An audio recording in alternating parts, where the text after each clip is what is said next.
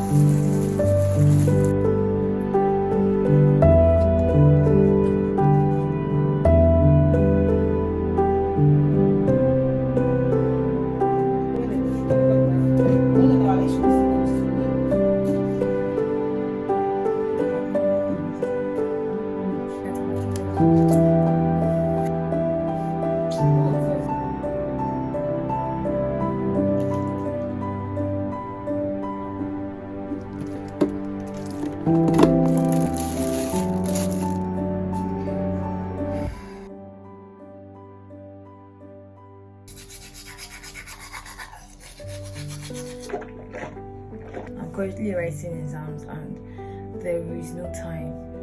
Today I'm not having exams, but I have exams tomorrow, so I have to read. And that was why I had to do all the activities, everything I had to do to clean up my house, wash my clothes, and basically prep for next week because I have exams tomorrow, I have exams next week also, and my exams will be ending on Monday 25th. So yeah, I'm stressed. Baby girl is stressed. Anyways,